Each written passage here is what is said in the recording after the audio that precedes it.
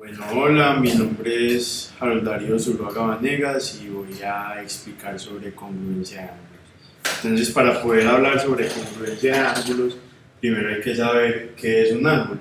Entonces, un ángulo, como vemos acá, es la unión de dos rayos que tienen un mismo punto inicial. Entonces, estos rayos pasan a llamarse lados del ángulo y el extremo del punto inicial lo llamamos vértice. Estas son las maneras en que podemos llamar el ángulo.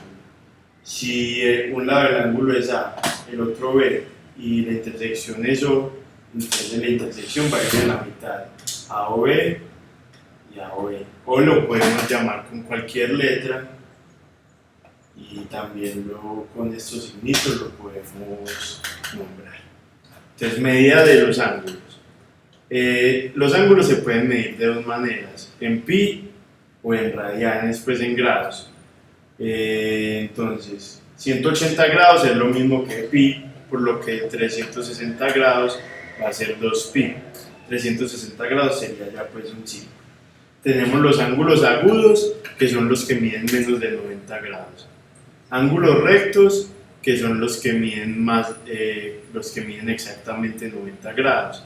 Los ángulos obtusos son los que miden más de 90 grados y los ángulos llanos son los que miden exactamente 180 grados. Bueno, ¿qué son los ángulos congruentes? Los ángulos congruentes son dos ángulos que tienen la misma medida, pero no son el mismo ángulo. Bueno, los ángulos complementarios son dos ángulos cuya suma es exactamente 90 grados. Por ejemplo, tenemos dos ángulos distintos de 45 grados. Entonces, estos ángulos van a ser congruentes, pero además 45 más 45 es 90, por lo que también serían ángulos complementarios.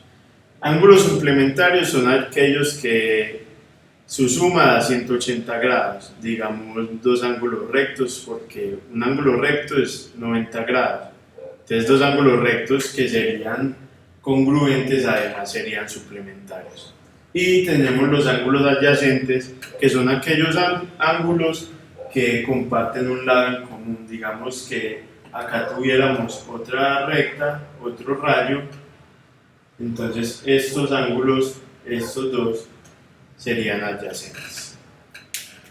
Bueno, ahora vamos a hablar de ángulos entre rectas. Bueno, tenemos tres rectas en las que una de ellas es transversal a las otras dos. Entonces numeramos pues los vértices y tenemos estas cosas. Ángulos alternos externos son el 1 y el 8 en este caso, y el 2 y el 7. Ángulos alternos internos, el 3 y el 6 y el 4 y el 5. Tenemos ángulos correspondientes, 1 y 5, 2 y 6, 3 y 7 y 4 y 8. Y tenemos ángulos opuestos por el vértice, que serían 1 y 4, 2 y 3, 5 y 8 y 6 y 7. Entonces vamos a tener que cuando estas dos líneas sean paralelas, estos ángulos van a ser congruentes.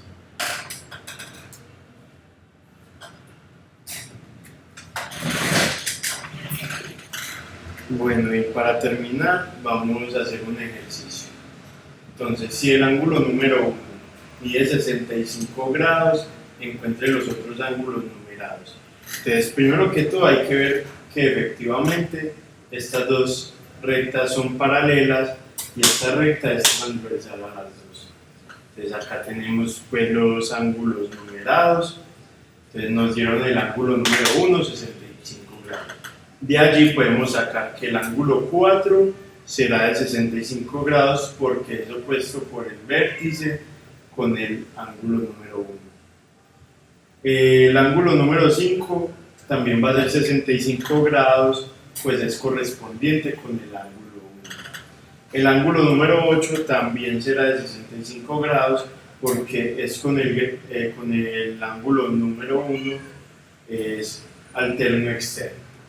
Entonces aquí hacemos pues un análisis y es que podemos ver que el ángulo 5 y el ángulo 6 son suplementarios, o sea, que forman un ángulo de 180 grados o un ángulo llano. Por esto podemos saber que el ángulo 5 más el ángulo 6 son 180 grados, despejamos la ecuación y vemos que el ángulo 6 es igual a 115 grados. Y a partir de ese ángulo podemos ver, el 7 es opuesto por el vértice, entonces va a ser congruente. El 3 es alterno interno, entonces son congruentes. Y el 2 es correspondiente y van a ser congruentes.